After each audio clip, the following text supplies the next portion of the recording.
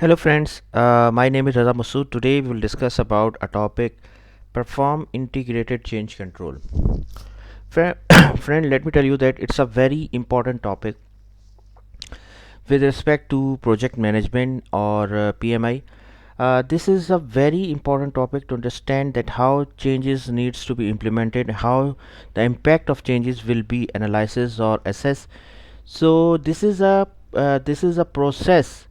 Perform integrated change control. This is a process through which we control the changes in a project. Friend, let me tell you that whenever we start a project, uh, at the time of execution, at the earliest stage of project, we have to face lots of changes in a project. There are so many times it happens that either you done a very good analysis, except in that case we have to face lots of changes in project, and this is a very honestly saying very conflicting point between the customer and a vendor. That customer is saying that this is a change and there is no need to incorporate any cost or additional time, and as a vendor we have to say that it is a change and we need additional time and cost as well. So friend, here the process to manage the change, to manage that how you will assess the change, how you will accept or reject a change, and how you will implement a change. So this is called the whole as a whole the concept or process of integrated change control. So friend, first of all I would request to please subscribe to my channel and click on the bell option as well, so that my new videos can reach to you. So let's start. Perform integrated change control. For friends, as per the PMP or PMI, basically this is a control process, integrated change control. As per the PMP or PMI guide, this is a change control process through which we manage a change in a project. Let me tell you a very simple example through which we can elaborate and explain the concept of change control. This is a process through which we manage a change. So first of all we have to see what is a change, what we are calling it as a change. Let me give you an example. For example, you are implementing an e-commerce solution which contains 5 modules to implement. So you as a customer, you given a project to ABC company, and ABC software house is a vendor who will provide you that services. As per the signed scope of work, we have to give 5 modules to customer. Okay, so this is the signed scope of work which contains only 5 modules. Once the agreement signed, scope of work signed, and project started, so after some time the customer saying that he needs one more module, and this is compulsory, and without that module he can't go live. So he must have this requirement, this module in the application, in the software. So now when as a project manager, if you are implementing a project, so if you compare that additional module with the scope of work, you realized, you assess that this was not part of a scope. So now it's a change request. Why it's a change request? Because see, it's a change request because that module was not mentioned in the signed scope of work. So now it's a change request. Remember one thing, we must have the scope of work in a documented state, and also it should be signed and agreed upon by the customer.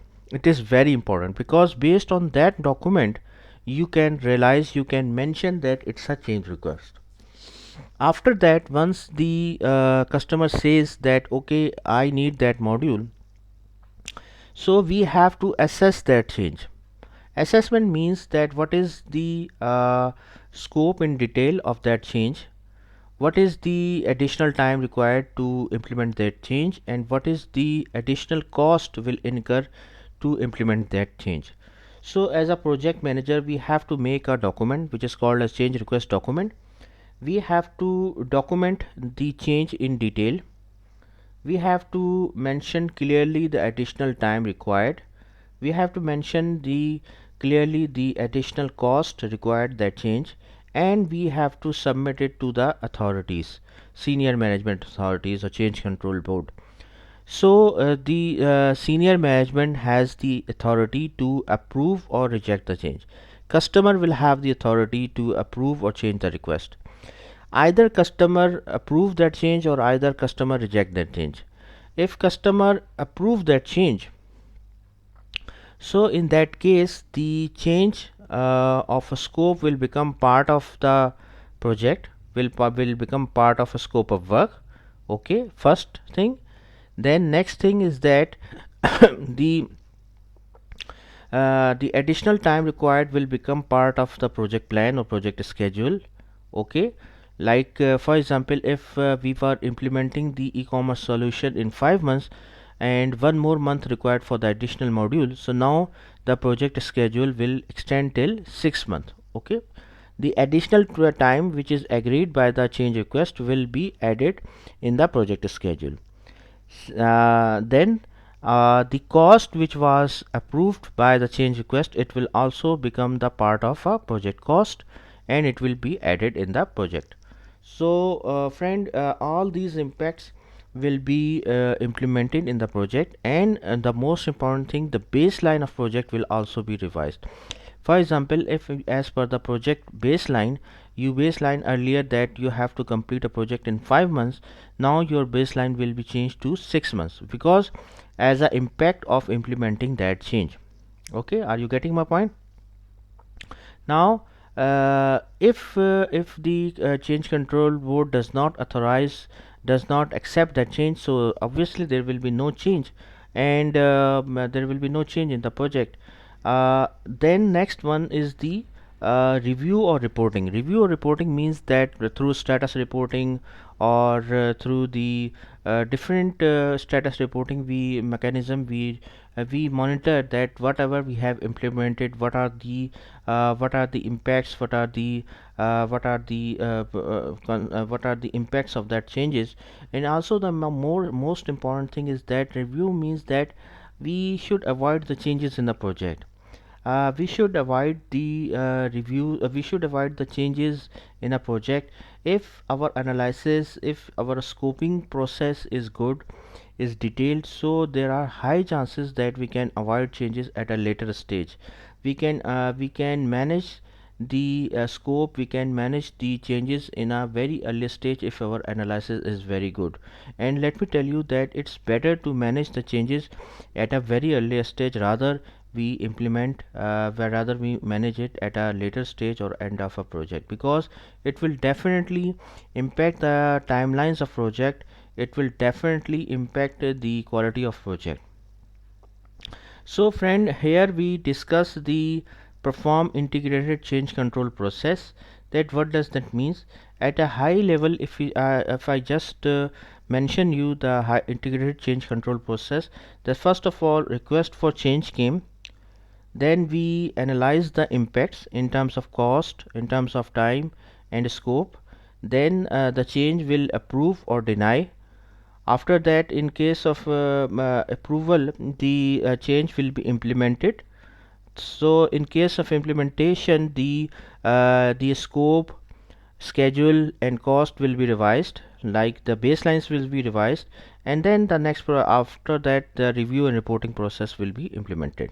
So as a whole, in a bird eye view, we can describe the this is as a integrated change control process.